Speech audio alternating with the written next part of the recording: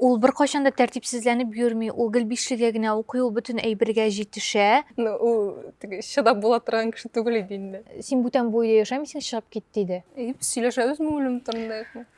Әйе. Бакча буйлап, бакча буйлап зиратны буйлап барам. Бер Миләүшә юк тегендә. Яшьсе килә, яшьсе килә. Сәлам, мин Гүзәл. Сәлам, мин Миләүшә. Без шулай язган подкастының моны икенче сезон дип атарга була бит инде. Икенче сезонын төшерә башларга уйладык. Һәм гел бер студияда утыргач, безнең бераз урынны алыштырасы килде. Шуңа күрә без икенче сезонның беренче чыгарылышын Милли китапханәдә төшерергә булдык. Вот. Һәм бу чыгарылышта без бик үзенчәлекле китап турында сөйләшәчәкбез. Аңарчы бер-ике сүз әлеге китапның авторы турында. Китапның авторы Шанталь Акерман, ул Бельгия режиссеры, һәм ул феминистик кинематографияның классикларыннан санала. Ул 1950 елда дөньяга килә. Һәм кыскасы ул күпчелек нәкъ менә кинематография белән шөгыльләнә һәм шактый яхшы килеп чыга аның ул эше. Без аның бердән-бер китабын алдык һәм аның турында сөйләшергә булдык. Әлеге китабы шундый кыяфәттә. Әйе, минем әнием көлә дип атала әлеге китап. Һәм бу китап минем аңлавымча көндөлекләр форматында язылган. Һәм әлеге китапта Шанталь үзенең авыру әнисе, 80 яшькә җиткән әнисе белән вакыт уздыруы турында көнделек форматында яза. Син әйтә башлаган идең, бу көнделек түгел, утренние записи дигән иде. Утренние страницы. Утренние страницы. Алар, менә көнделектә син бит инде ничектер аңламакчы буласың, нәрсәгә шулай булган икән, анализ ясамакчы буласың, күпмедер үзеңә аңлатмакчы буласың, үзең тиргейсең, мактыйсың, или анда белмим, башка кешеләр турында язасың. Ул монда ничектер тергәп кенә бара кебек. Менә хәзерге мизгелдә ул нәрсә хис итә яки нәрсә күрә, менә шуларны тергий кебек. Алайса минем өчен икесе бер бугайында, мин көнделек дип язган вакытта менә шушылай язам. Күпчелек вакытта просто менә чыгарып салырга кирәк битен әйберне, хәзер эштә тормасын өчен. Һәм мин күземә ташланган әйберләрне дә телгә алам. Мин хәзер серфта утырам, шушы капучиноны эчеп, янда утыра шул кешеләр һәм алар минем ачуымны чыгара. Менә шундый форматтайын. Һәм бу китапта да шулайрак кебек ул. Әйе. Әлеге китапның нәрсә турында икәнлеге турында бераз әйтеп китәргә кирәктер. Монда язучы үзенең аның әнисе бик нык авырый, һәм ул урын җирендә ята. Аның кызлары аны карыйлар. Ул улы кыз буламы әле анда, әле кичесеме? Мин аңламадым. Аның бер кыз туганы бар инде тагын. Алар параллельно үз эшләрендә эшләр, һәм әниләрендә карыйлар инде. Һәм тынычланыр өчен, бәлки үзен акылдан язмас өчен, ул язып бара язмалар. Шушы кызының. Һәм шушы язмалардан җыела бу китап. Урын өстендә дигәннән, анда аңлавымча, әнисе алай урын өстендә үк булмый инде. Автор аны үзе төрле непонятный авырулар белән авырый дип яза. Аңа берничә тапкыр операция була һәм бераз тернәкләнеп кенә килә дигәндә, җилкә сөяген сындыра һәм инде бөтенләй аңа үзен карау катлаулы була башлый. Шуңа күрә аларның янәшәсендә кызлары булу кирәк була башлый. Мин аңладым инде, ул үзе генә хәзер яши алмый, һәм аны кемдер карап торырга тиеш. Әйе, аның янына килә ашарга пешерүчеләр, шәфкать туташлары, аны юындыручылар, аны караучылар, әмма барбыр аның кызлары алмаш-тилмәш аның янында вакыт уздыралар. Һәм аның Шантальның аңлавымча әнисенең йортында була бер бүлмә. Ул бүлмәдә ул шулай бикләнеп, шушы көндөлекләрне яза торган була. Һәм ул аның шундый отдушина урыны, тынычлану урыны. Һәм ул хәтта анда да ул тынычланып бетә алмый, чөнки әнисе гел керә торган була аның янына. Ул әнисеннән кача, әнисе өмет иткән һәм теләгән кадәр җылыны аңа бирә алмый. Үзендә толи ул аны юк дип саный, тоймый. Толи аңа просто кыен була аны бирергә. Өйрәтелмәгәнлектән инде. Чөнки анда бер тапкыр шундый фраза очрады. Бер генә булды ул, әнисе нәрсәгәдер дәгъва белдерә башлагач, син минем белән сөйләшмисең, син миннән качасың дип, ул әнисенә әйтми, ул просто язып кына куя ахрысы. Син миңа бер кайчан да яратам дип әйтмәдең ди. Вот. Һәм минем өчен ул шундый значительный фраза булды. Кичкенәдән өйрәтелмәгәч, менә андый йомшаклыклар, ниндидер җылы сүзләр әйтү үскәч, яки син дәвам итәсең шул тәртипне һәм үзеңдә белдермисең җылы хисләрне, һәм просто үзегез ияләшкәнчә генә аралашасыз, яки үзеңне өйрәтәсең ул хисләрне белдерергә. Нәкъ менә якын әти-әниләргә, бер туганнарыңа очраганда инде. Нишләптер ул әйбер не работает, син гашык булганда, мәсәлән, минем очракта безнең гаиләдә юк җылы хисләр белдерү, сагындым дип әйтү, яратам дип әйтү, кочаклау бер кайчан да юк иде. Менә гашыклык очрагында ул барлыкка килә. Һәм возможно, аның ул шулай турыдан-туры бәйледер дә әле. Монда юк бит инде ул. Һәм тегендә син аны икеләтә аласың, аларга телисең инде. Сездә аңлавымча гаиләдә йомшаклыклар белдерү бар. Бездә төрле период булды. Мин кичкенә булганда бездә бик шундый тактиль, назлы мөнәсәбәтләр иде, әти белән дә, әни белән дә. Аннары, белмим, мин үсмер вакытка җиткәч микән, ул кисәк туктады. Ул туктады әти-әниләр тарафыннан әллә синнәнме? Әти-әниләр тарафыннан, ничектер. Бәлки син үзеңне башкачарак тота башлагансыңдыр, үсмер чорда. Әлбәттә, мин үсмер вакытта. Ул чыдап була торган кеше түгел иде инде. Алар решили, что лучше раз гына на сторонке карап торырга синең ниткәнең, үскәнеңне үзгәргәнең. Бу кеше, ул уже штормит аны. Ул бала түгел, кичкенә ниндидер соклану һәм наз уята торган. Ул уже зур кеше. Һәм особо наз уятмый. Кире еще. Минем сөйлисе килә. Все-таки без шундый караңгы атмосферасына кирип киттек китапның. Әмма ул бит башына башкача. Ул башына минем әнием көлә дип. Һәм автор сөйли, дөресрәге көндәлекләрдә язучы сөйли, үзенең әнисенең тормышка ничек шатланганы турында.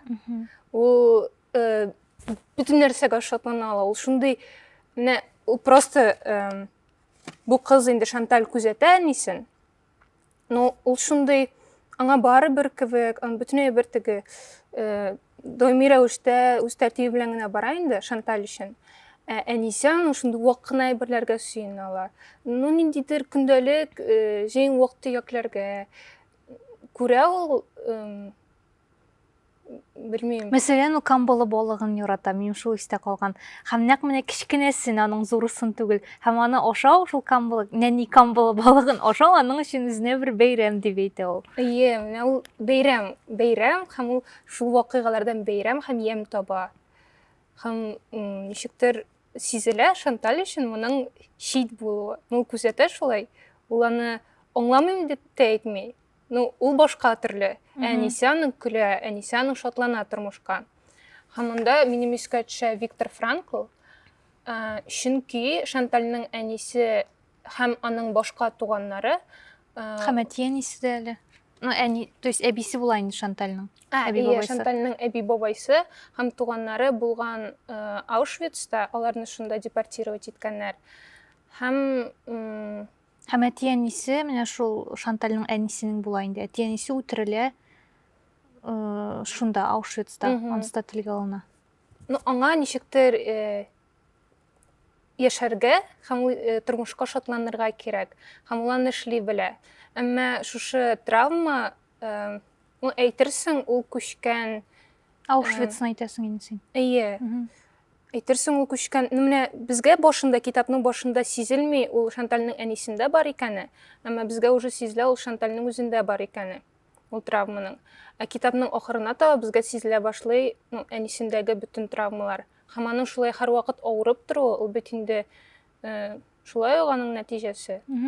Мине оптыраткан әйбер һәм мин диссонанс кичергән әйбер, Шантальга бу китапны язганда 60 ничә яшь була. 60-тан узган була инде ул. Һәм ул анда менә әнисе белән аралашуын ничек тасвирлый, үзенең партнерлары белән мөнәсәбәтләрен тасвирлый. Менә аларның барысын укыган вакытта миндә менә ул нитә алмадым, мин куша алмадым ул әйберне. Мин 20-25 яшьлек кеше язган әйберне укыганда идем. Мин күз алдыма китерә алмадым. Инде үскән, аягында нык басып торган, үзенә нәрсә кирәген белгән кешене. Һәм син шундый догадка әйткән идең, что анда, скорее всего, биполярное расстройство булган дип. Ул клиникаларда ятуын әйтә инде үзенең. Һәм әти-әнисенә оят һәм авыр булуы турында әйтә. Аның клиникада ятуыннан, аны клиникага карарга килүләре турында. Һәм менә бу бит инде турыдан-туры бәйле әнисе белән аның бала чакта ничек аралашуына. Әмма мин анда менә ачыктан-ачык дәлилләр күрмәдем. Нәрсәгә ул менә шундый бала булып калган, куркып калган. Анда бит сизелә барбыр ниндидер курку әнисеннән. Үзе дә әйтә, мин старый ребенок ди, үсмичә калган балам инде. Һәм аларның 4 яшьлек племянниклары да апасының баласы була инде. Игътибар итә, ничек алар аралашалар, Шанталь һәм әнисе. Әнисе аңа алай итеп ашама, алай итеп көлмә дип нәрсәләрдер әйтә башлагач, ничек син аның белән кичкенә бала белән сөйләшкән кебек сөйләшәсең ди племяннигы. Алар барысы да көлә башлыйлар һәм Шанталь әйтә, миңа кызык түгел, мин тоже көләм алар белән бергә ди. Һәм менә мин аңламадым, нәрсә, как будто нәрсәдер телгә алынып бетелми кебек, нәрсә булганын да аларның шул кадәр. Мин уйлаган именно без хакер китәбез психоаналитикага. Ул шулай буласы билгеле иде бит инде. Миңа мәсәлән 20-25 яшьлек кеше кебек тә тоелмады. Миңа абсолютно вообще бала кебек тоелды ул. Не бала. Ул шундый менә бөтенләй ул уйланмый просто. Ул ничектер менә искә генә төшерә кебек. Һаман искә төшерә һәм һаман терки кебек. Анализ вообще ясамый ул. Бик кичкенә бала кебек тоелды миңа. Шулай ук мин аның карый башладым бер фильмын. Өйдән хәбәрләр дип атала ул. Һәм анда шундый бара инде кадрлар, шундый бигә кергән генә күчеш белән кадрлар урамда. Һәм кайбер мизгелләрендә килеп чыга аның әнисе язган хатлар. Ул Нью-Йоркка качып китә. Шанталь. Яшь вакытында. Һәм әнисе аңа хатлар яза. Һәм шул хатлар чыгып бара экранга. Аның әнисе аннан игътибар таләп итә. Син язмыйсың, мин синең өчен бик борчылам. Минем турында уйла дигән кебек инде ул. Мин сине бик яратам, син миңа бик җитмисең. Һәм һәрбер хат сайын шулай. Мин шуннан фараз ясадым. Аның әнисе үзен бала кебек тоткан аның белән. Һәм бала кебек аннан игътибар таләп иткән.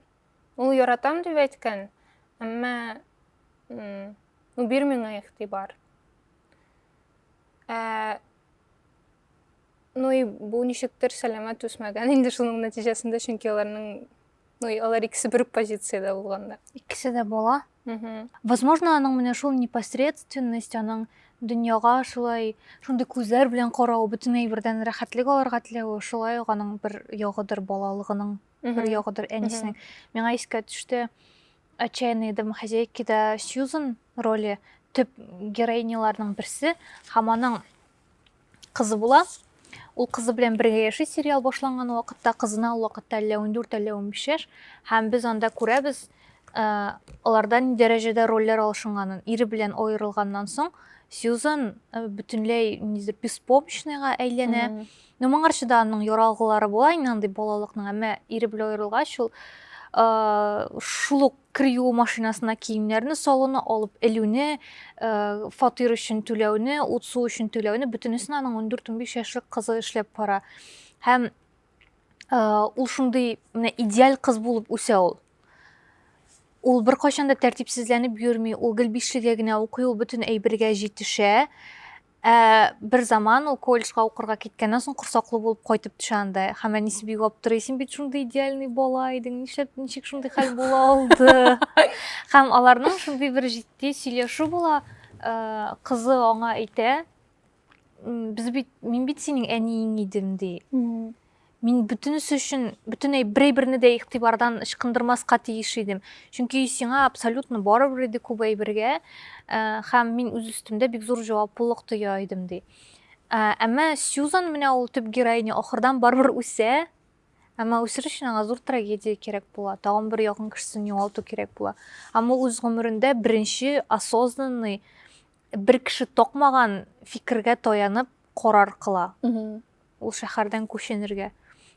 Шәйле кая кирип киттем, просто искә төште. Отчаянные домохозяйки, искиткеч сериал карагыз. Минем барыбер бер кирип киткәч чыгасы килми, әти-әни белән мөнәсәбәтләр турында сөйләшүдән. Анда Чөнки- иң мөһим тема, минем өчен ул иң мөһим тема шул булды. Әти-әниләр белән мөнәсәбәтләр һәм аларның тәэсир итүе синең киләчәк тормышыңа һәм синең киләчәк мөнәсәбәтләреңә. Асылда бөтен нәрсә шул турында инде. Бу китап просто шуңа мәдхия кебек. Әйе. Һәм менә хәзер мин исемә төште. Китапта әнисе авырый бит инде, 80 яшьлек әнисе авырый, әнисе үлә. Әмма күзәтсәң, Шанталь үзе дә әкренләп үлә шикелле анда сүнә, кызыксынуы кими һәм менә шунда минем шундый уй килде башыма. Аларның әнисе белән менә ул киндек бауы өзелмәгән шикелле абсолютно. Ул кайларга гына китеп качып яшәмәсен әнисеннән. Барбыр ул бик бәйле кебек әнисенең кәефенә һәм әнисеннән башка тормышын күз алдына китерә алмый шикелле. Һәм ул бит үз-үзенә кул сала. Әнисе үлеп 1 ел узганнан соң. Бу китап дөньяга күрә 2013 елда. Ул вакытта әле аның әнисе исән була һәм китапта да әле анда әнисе турында, исән кеше турында яза бит инде ул. Үзенең әнисенең үлеменә әзерләнүе турында. 2014 елда әнисе үлә китап чыкканнан соң һәм 2015 елда Шанталь үзенә кул сала. Һәм менә бу бик грубо әйткәндә сепарация үтелмәгәнлекне күрсәтә торгандыр инде. Ни өчен мине бу китап кызыксындырды? Чөнки анда язылган 77 елда Шанталь язган миндә үй хисе юк дип. Миндә тоже юк үй хисе. Һәм миңа бик кызык иде, менә психологический нәрсә икән ул. Чөнки анда юк үй хисе. Ул эзли аны бөтен җирдә, ул тудыра алмый аны үзенә. Шуңа күрә ул бәйле әнисенә. Бәлки әнисенә бәйле булганга күрә ул анда юктыр ул үй хисе. Менә ни рәвештә ул бәйле ул әнисенә? Ахыр чиктә, әнисе киткәч, үз-үзен үтерерлек булгач. Ягъни әнисе ул әнисендә үй эзли һәм ахыр чиктә барыбер аны тапмый яки Менә син үй хисе туймыйм дисең, синең авылда туып үскән әти-әни йорты да үй түгел синең өчен. Ул минем өчен үй иде, кайсыдыр мизгелдә, күптән түгел ул туктады. Бәлки минем анда үземнең бүлмәм булудан туктагачтыр, чөнки безнең бүлмә сеңлем белән икебезгә әйләнде, икебезнекенә. Ул зур, һәм без анда икебез дә сыябыз, әмма ул минеке генә түгел. Бәлки ул шуңа бәйледер. Бәлки ул минем үсүемә бәйледер. Чөнки ничектер, ахрысы, нәрсәдер өзелгәч, шул сепарацияның бер баскычында туктады ул минем өчен, минем үй булудан. Ул минем өчен якын урын, әмма минем үй түгел. Һәм бердән-бер хәзергә мин үземне чагыштырмача имин хис иткән һәм өйдә хис иткән урын ул безнең авылдагы урман. Урман, Аны кайбер урыннары инде. Мин бер кайчан да аңлый алмамдыр инде ул әйберне, шундай кызык тоела миңа. Кайбер кешеләр менә шул үй таба алмый йөргәннән соң ахыр чиктә мин кайда шунда үй дигән нәтиҗәгә киләләр һәм үзләре шуңа әйберне ышанып кабул итәләр. Бу тоже прикольно инде. Ну, минем үшін үй, бу бәлки шулай ук минем сепарация үтелеп бетелмәгәнлекне аңлатадыр. Ул минем әтиәни яшәгән йорт. Һәм Казандагы торган урынымны да шуңа күрә мин фатир дип атыйм. Мин анда кайтам йокларга. Ну, ярар инде. Хәзер уже более-менее мин үземне иркенрәк хис итә башладым анда, тик шулай да. Авылда ул үй, мин өйгә кайтам анда. Һәм белмим киләчәктә ничек булыр. Ну, мин уйлыйста ким Ул бәйләме ничектер, менә кан хисенә, тамырлар хисенә, нигез хисенә? Тирәнрәк уйласаң шуңа килеп чыгасыңдыр да инде ул. Әмма булай, менә поверхностно гына караганда, ул минем өчен максимально таныш урын. Ияләшкәнлек, гадәт. Һәм аеруча соңгы елларда мин үземнең психик сәламәтлегемне кайгырту юнәлешендә эшләгәч, әтиәниләр белән мөнәсәбәтләр яхшыра башлагач, мин үземне тагын да ныграк тартыла башлавымны тойдым ул урынга. Чөнки әтиәниләр белән барыбер төрле периодлар була бит инде. Һәм аерым периодларда минем өйгә кайтасы килмәгән вакытлар да була иде. Менә үсмерлек чагында, бунтарлык вакытында була бит инде ул анда әйберләр. Китәм, кайтмыйм дигән. Әмма ул шулкадәр болезненный хис барбыр.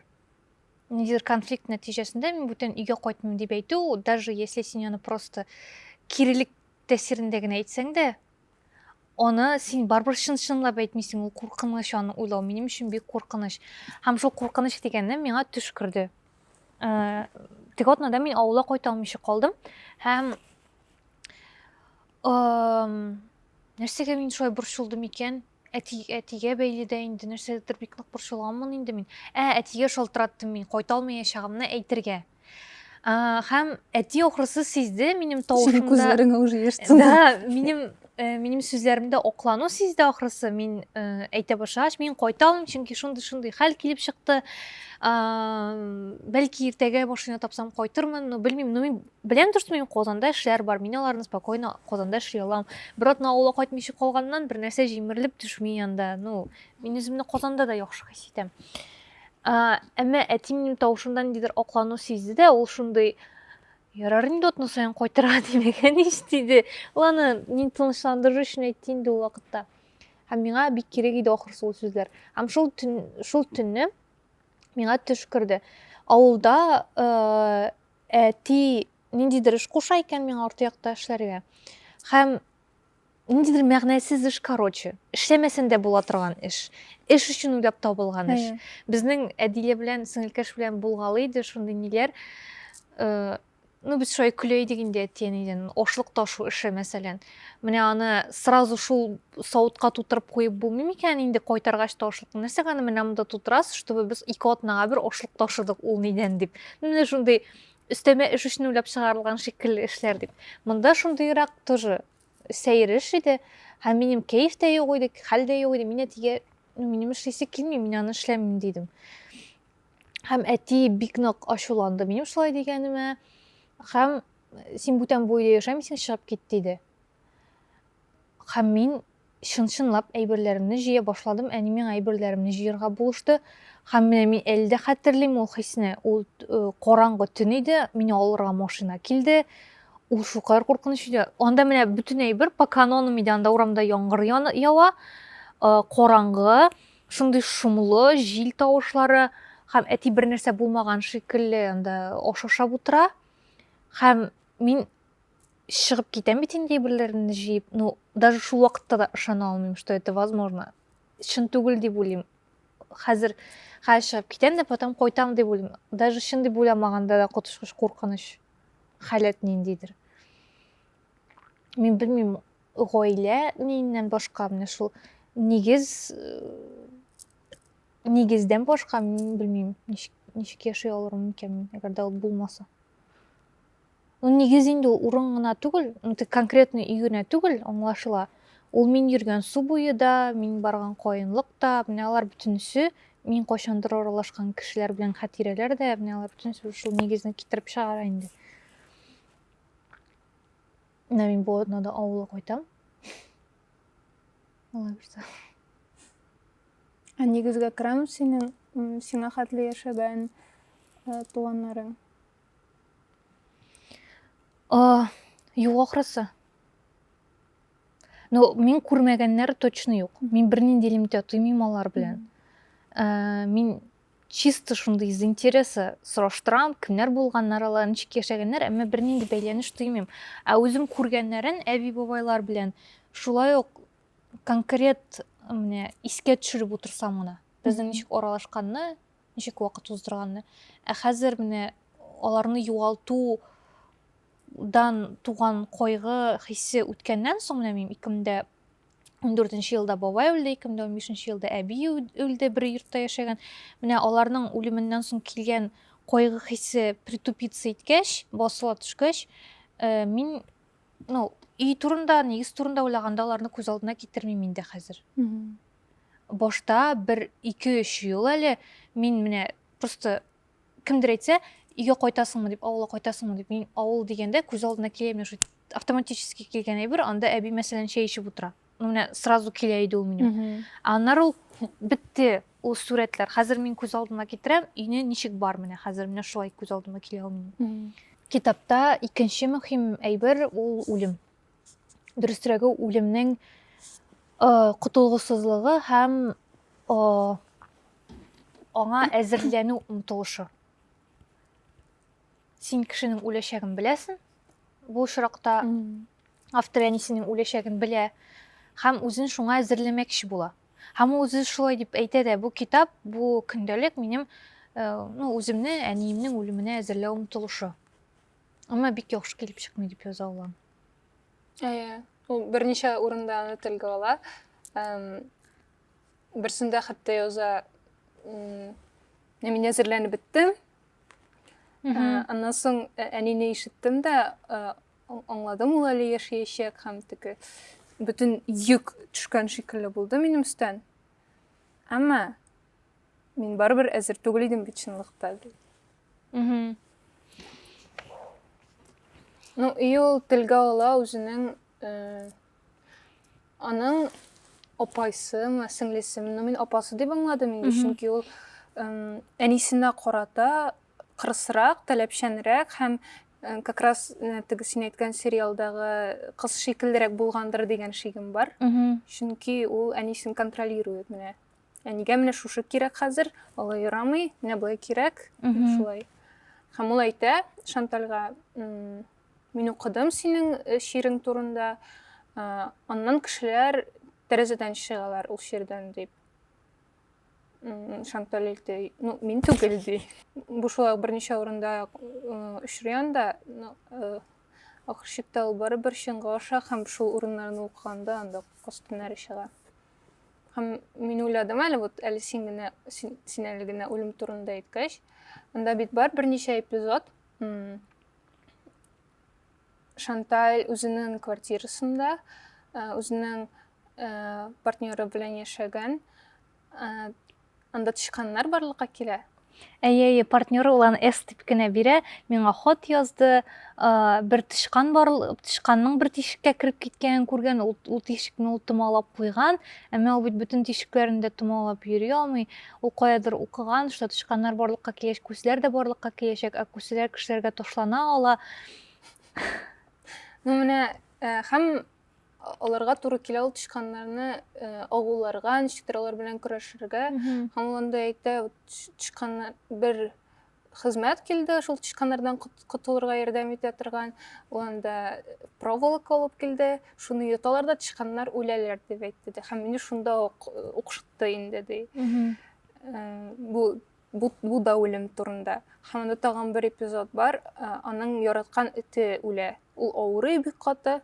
Һәм бер заман алар ветеринарга барып, аңа укол кадаталар инде ул үлсен өчен. Бу аның өчен шундый кичкенә үлемчекләр. Сөйләшәбезме үлем турында? Әйе. Мин көндәлек тормышта үлем турында уйламаска тырышам. Мин үлемнән куркам икән. Үземнекеннән дә, башкаларныкыннан да в целом.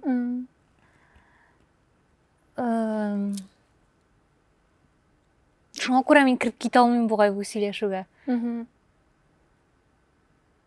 Менә кызык инде ул яшь үсмерлек чагында мин бик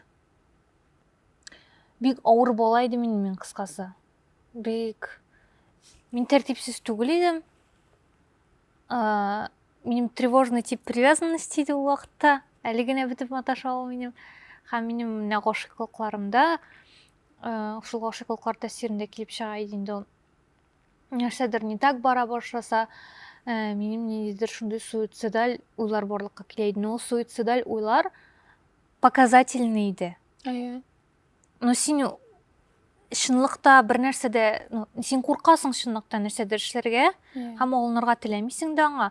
Но менә шул җөмлә барыр башыңда тора. Минем яшисе килми. Ул сиңа дөнья беткән шикелле, менә ул андай әйберләр. Син нәрсәгә барлыкка килә иде анда? Минем бик еш була иде алар.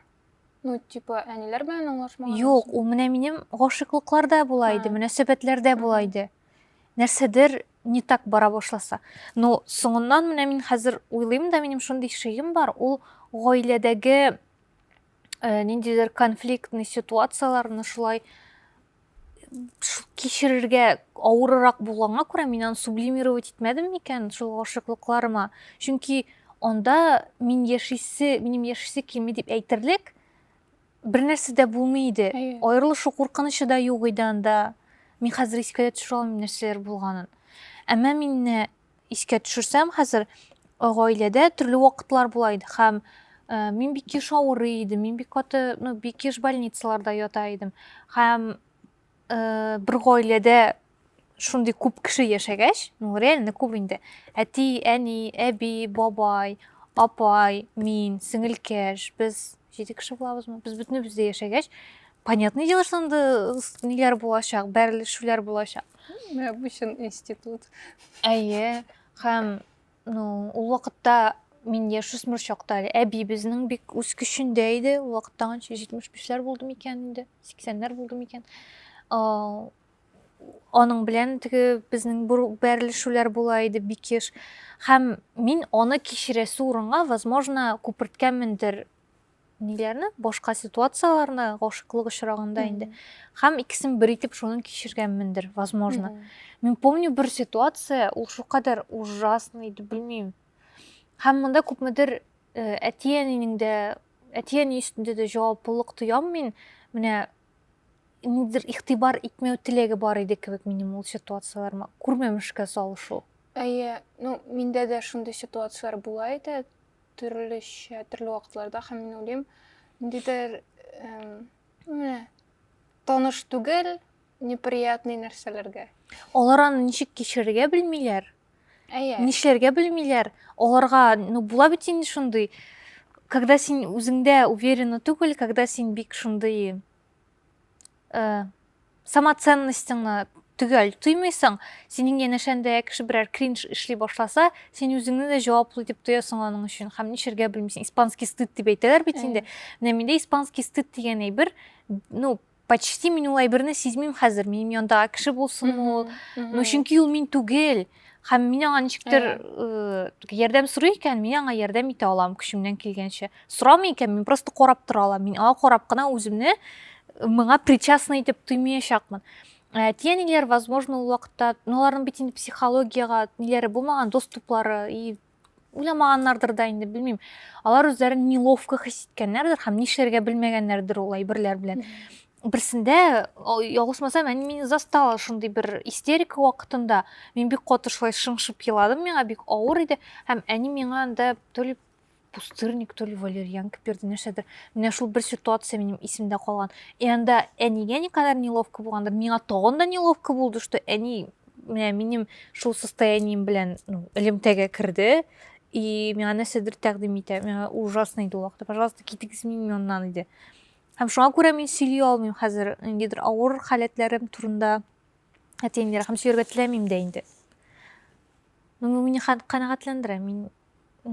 Мин ниндидер тагын да якынлык кирәк дип санамыйм әти-әниләр белән үзем өчен инде. Без все-таки үлем темасын әйләнеп уздык та, әкрен мөнәсәбәтләргә кереп киттек. Әйе, мин үземнең шул яшүсмерлектәге суицидаль нәрсәләрем турында әйттем дә инде. Думаю, прокатит.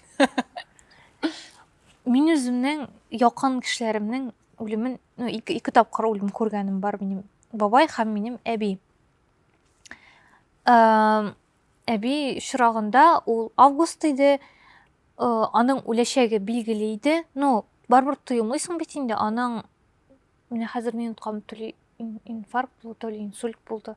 Һәм ул тойып егылганнан соң кулына урттырган, шул тойып егылганнан соң аның ярты ягы парализованный булып калды инде. Ул урын өстендә ятты һәм аның әни һәм аның кызлары шулай алмаш-тилмәш аны карадылар инде.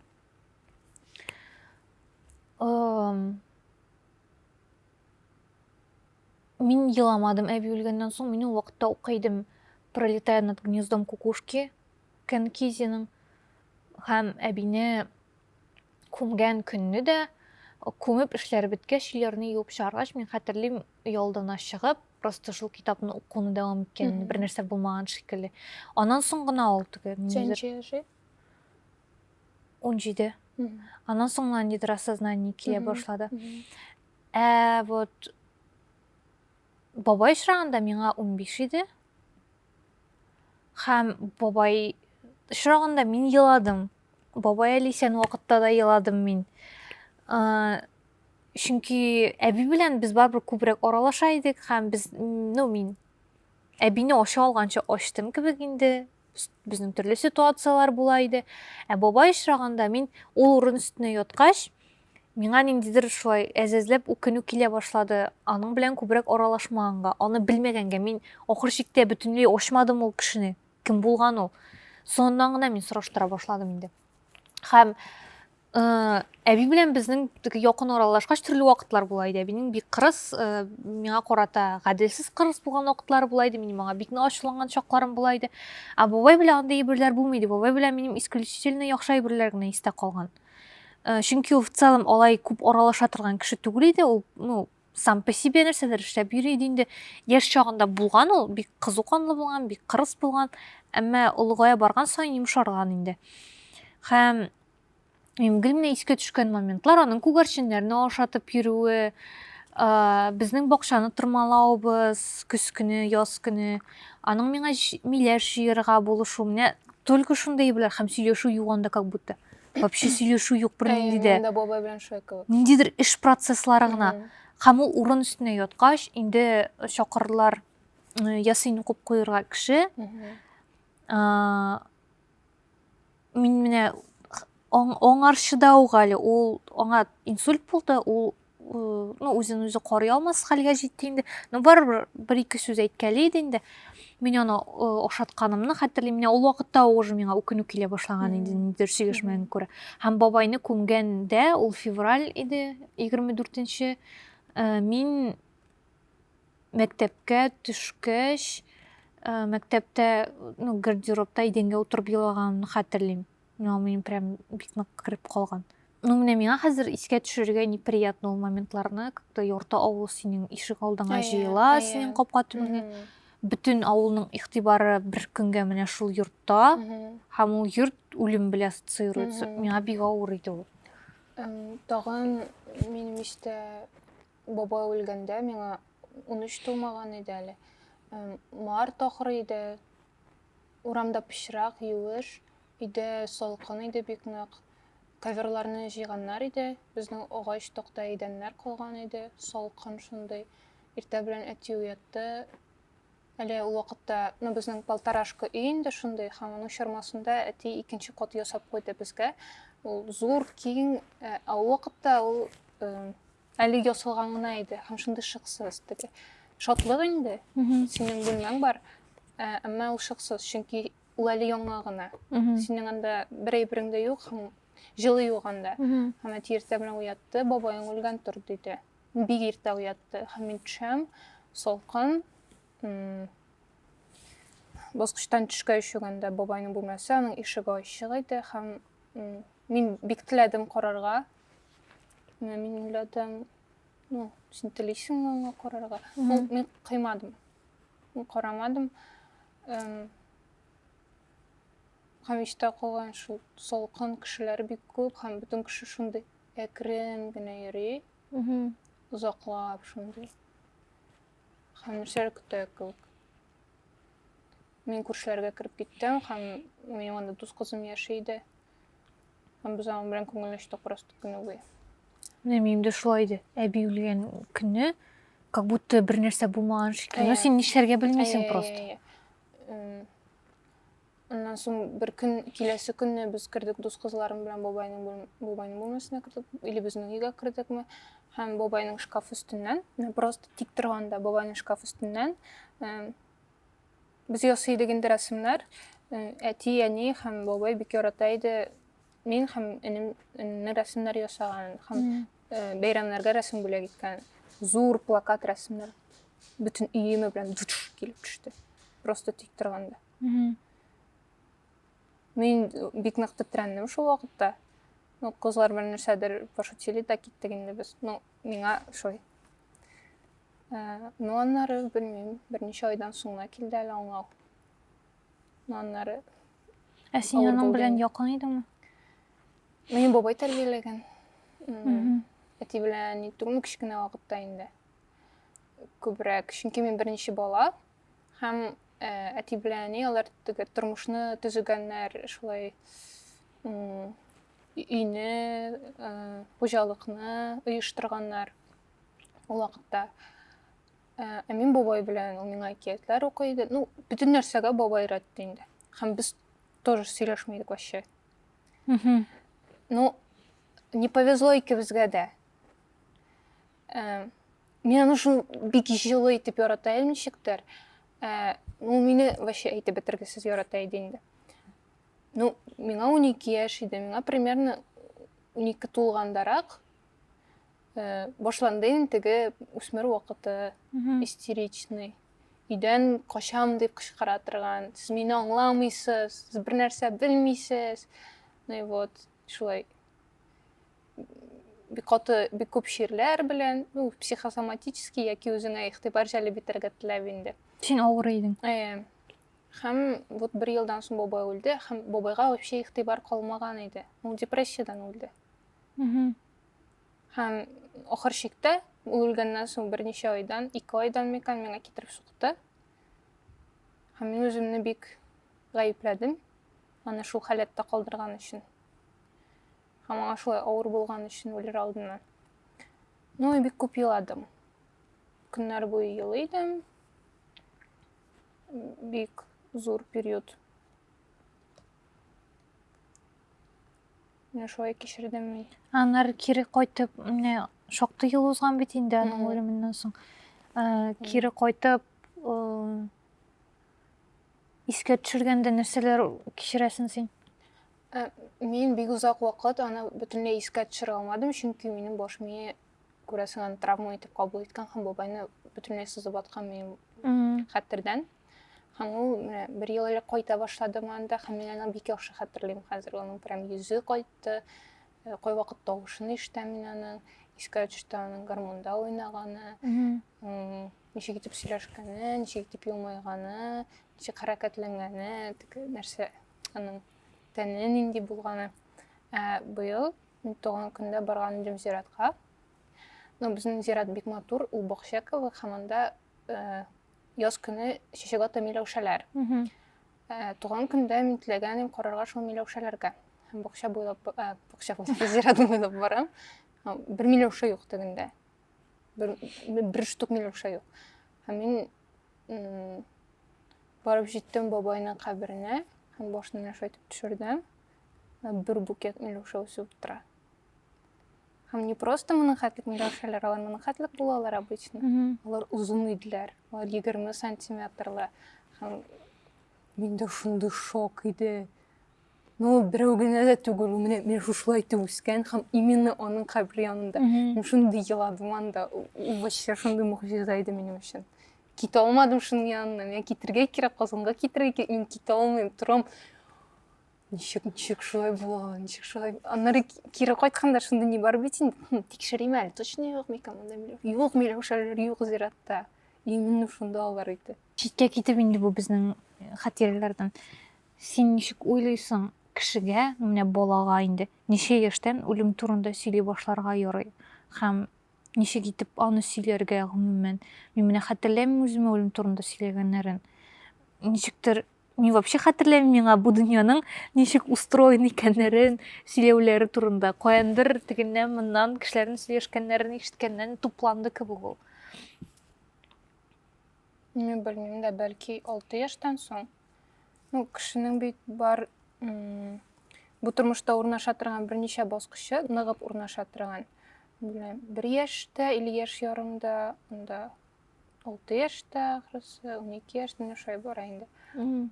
Һәм ну, бәлки төрле балага төрлечәдер инде, 4-6 яшьтә дип уйлыйм.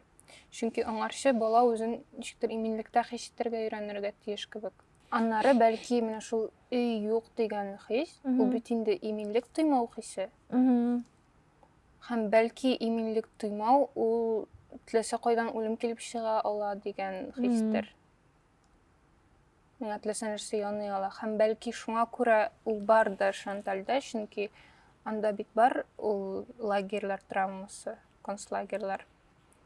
Һәм аның әнисе дә билгеле шулай ук яши. Теләсә кайдан үлем килеп чыга ала. Но әмма ул башка якка борган. Шуңа күрә миңа шатланып калырга кирәк дип. Менә анда ул шулай ачылган. Миңа бәлки үлем турында уйлавы куркынычтыр. Бер сәбәбе инде үзем өчен аңлатмакчы булам. Чөнки мин әле үзем өчен хәл итмәдем, ниндидер төгәл җавап тапмадым кеше белән үлгәннән соң нәрсә булачак дигәнгә. Дин варианты да миңа бик ошап бетми. Төгәлрәге бөтенләй ошамый миңа дин варианты. Перерождение дигән вариант өчен мин аргументлар таба алмыйм бөтенләй, миңа ул бик шундый сый кебек тоела. Безгә әйтеп китәргә кирәк, бездәге булган үзгәрешләр турында. Узган, юк, ахырдан икенче чыгарылыштан соң, мин кабул иттем кешенең берничә тормыш яшәргә мөмкин булуын. Ну, мин аңа ышанып беттем дип әйтәм, әмма мин аны допускаю. Гүзәл аны кринж дип кабул итүдән туктады, просто аңа интересно. Но мин әле аңа барбыр, ну, ышанып кабул итә алмыйм ул әйберләрне. Һәм минем өчен ул ачык кала. Нәрсә була кеше җаны белән ул үлгәннән соң. Һәм шуңа күрә менә ул билгесезлек, возможно, мине куркыта. Нәрсә сине тынычландырыр? Как будто бер нәрсә тынычландырмас иде. Мин башта уйлыйдым, менә просто кеше үлеп, юкка чыкса менә, ну, юк җан дигән әйбер, юк, ул бетә просто. Миңа ул вариант бик якын тоела иде. Миңа ул куркынычы тоела иде. Менә мин уйлый башлагач, ну, миндә булган иде үземне үтерү турында уй. Ну, миңа бик авыр иде ул вакытта, һәм минем, ну, бар иде аның өчен сәбәпләр. Ниндидер даими һәм нормаль нәрсә дип әйтә алмыйм үзем өчен. Ну, миндә бар иде ул уй, ул прям җитди барлыкка килде. Һәм ул мизгелдә мин нәкъ менә шушы уй туктатып калды. Ну, то есть, ягъни нәрсә? Мин яшәдем, һәм мин юкка чыгачакмынмы просто? Ну, и нинди мәгънә иде моннан? Ну, миндә мине ул уй тынычландырган кайчандыр из-за того, что минем ул уй барлыкка килде в противовес дини вариантка. Мине бик канәгатьләндерми һәм минем теге дингә бәйле шикләрем барлыкка килә башлагач, менә мин утаяначакмын бит инде, скорее всего, если бу чынлыкта да булса инде бөтенесе дин әйткән әйберләр. Минем утаянасы килми, простите. Һәм мин уже диндә шикләр барлыкка килә башлагач, менә шуңа каршы аргумент буларак миндә барлыкка килде һәм мин аңа ышандым, то что лучше уж утаянганчы просто юкка чыгара һәм булмаска дип. Хәзер уйлыйм, мине не устраивает уже ул вариант. Просто юкка чыгу. Сине бераздан кабул итәбез безнең рәтләр. Ну вот, менә ул перерождение варианты шундый кызык. Ул шундый сәяхәткә чыгып китәсең шикелле син. Әле мин күптән түгел Пелевинның нәрсәсен укыйдым, әле мин КГБТ+-ны укыйдым соң. Анда нәкъ менә шул перерождениелар турында, анда күп перерождениелар системасы турында. Һәм ул чынлап та ниндидер бер сәяхәт шикелле кабул ителә. Бесконечный сәяхәт. Но аны бит туктатып була алышмасаммы? Череду перерождений. Белмим, мин ул турыда белмим, но бәлки сиңа теге 9нчы камилләшеп беткәч. Ниндидер нуктага җиткәч. Мин кайдыр укыган идем, аны үз теләгем белән дә туктатып була дип. Ничектер? Ихтыяр кеше белән. нәрседер, недер практикалар шыра керегін білмеймін. Тиренттің кірмедім ол темаға. Нирванаға кетірге. Ага, Қайтмасқа. бәлки. Ну, міне, қазір менің үшін өлімнен соң нәрсе болашақ деген сұрауға жауапларының бірсі де мені қанағаттандырмай. Сен өзің ойлап шығара аласың. Ну, мені битаңа шаныра керек. Нешіктер. Міне, дини вариант үшін міңді бір, міне, китаплар бар, нендейдір... Сенің өзіңе логичный кабық түйілғаны. Вот сенің тұрмыш үшін. Бүтіне біз түрлі Меңа шеттен аргументлар керек. Физик yoqtan аңлатылған. Ну, физик yoqtan аңлатылған вариант, ол шындап та сен юққа шығасың енді.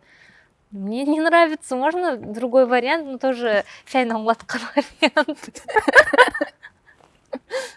Мен просто пұхайтып юққа шығасы келмей бұл дүниядан. Қазір, мендейдір шындай моментлар бола. Мәселен, мен еш ойлайым, өлім турында ойлар башыма кіріп кете, когда меңа самолетқа отырға керек, мәселен. Когда меңа Ирақ юлға шығырға керек. Недер мыңа шешлемеген ғайры табиғи бір ішлері керек, саяхатқа барыға керек. Менің міне шой кіріп қалған, бірер нәрсе болса, деген ой кірі менің башыма гіл. Менің искетші жыл ешсімірлік шағанда ешсі келмейді берген уақытлар, мен ешсі келе. Барып қойтым жыл саяхатқа дейін ары үшін. Самолет есен сауғалашы сайыра дейді. Нәшінді ойлар келер менің бошыма. Қызық, меңа міне абсолютно бытовой ситуацияларға бәлдері өшті келе. Мен өлім, қошақ өлім турында, қошақ мені ұрлау турында. Менен нәрседір ұрлаулары турында. Недір меңа мүхкем болған нәрсені. Мен өлім турында өлім ғадатта зебрадан шыққанда.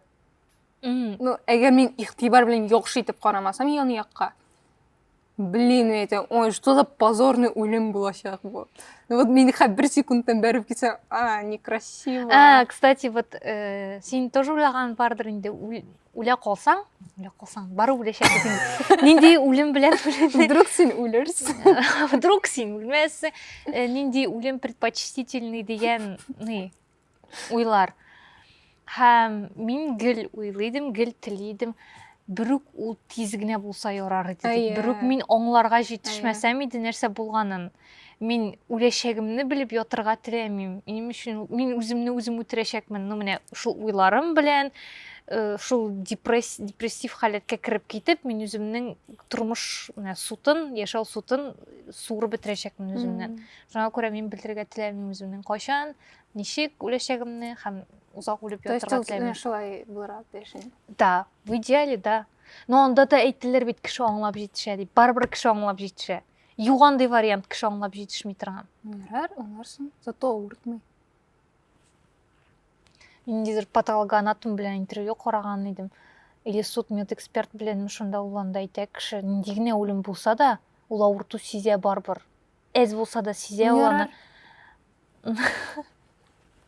Ну, міне, сені турақлап атмадылар, һәм сен күтіп етмейсің ешінде өлім біткені. Но он сейнді, ну, міне, «Постучаться в небо» фильмі мәлі ол. В небе есть только разговоры о море, деп анда бар бит әлі. «Постучаться в небо» бұғайынды фильмнің есімі. Мен ондай өлім тілемәс еді. Мен өзімнің нешедір бір ойдан өлешегімні білсем, мен ол бір ойны просто ешемейшекмін енді. Менің үшін ешеу болмайшақ. Ол фильмларда, киноларда бит керісінше кіші өзінің көп мөлер уақыттан өлешегін білгәш, ол на полную катушку ешей башлай. Қойыналар, күш тапалар. Мен аңламайым. Жужуға тіке ратасың ешан? Оказывается, да. Һәм терапияда көбірек болған сайын, өзімде көбірек болған сайын, өзімде әлі ошасы шешесі әйбірлеріні қызықтырып тұра мені ол әйбірлер, өзімді көбірек білу, дүнияны көбірек білу. Мен шуқадар әз білем бит әлі. Мен көбірек yoратам тұрмышны. Һәм не кадар интересный, многогранный.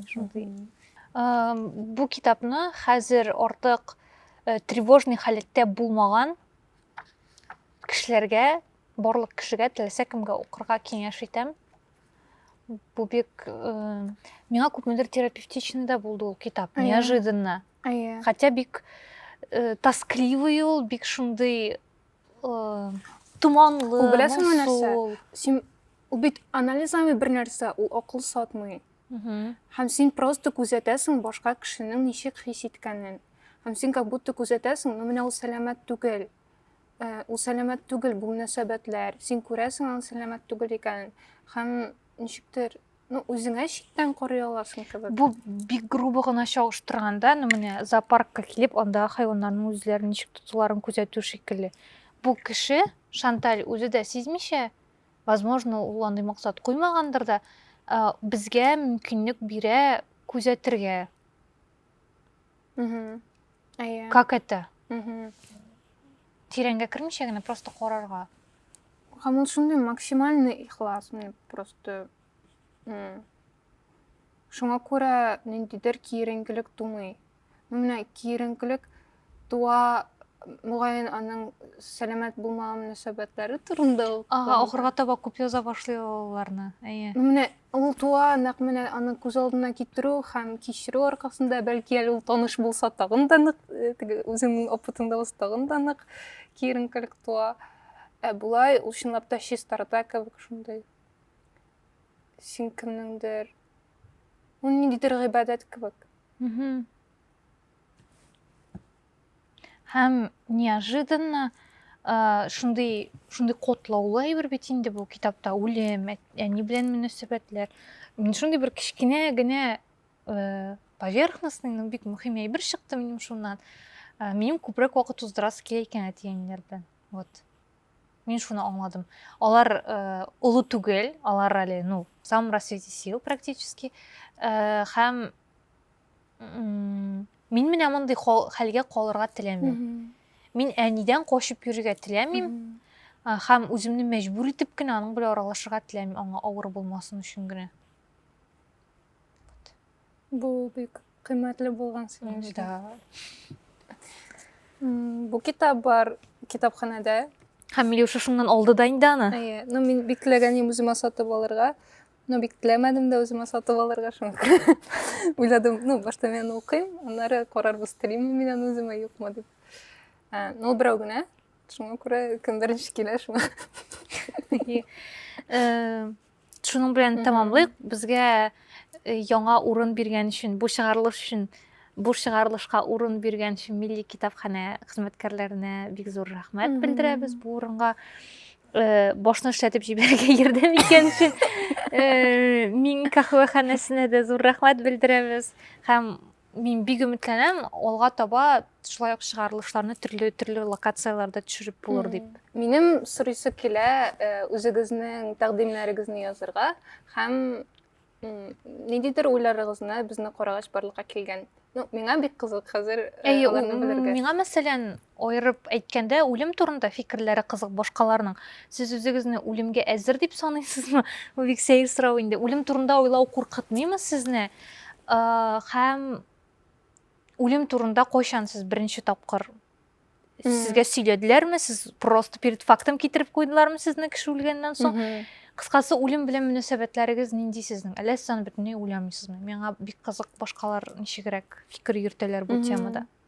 Мин хәзер уйлыйм, миңа бик кызык әни белән мөнәсәбәтләр турында.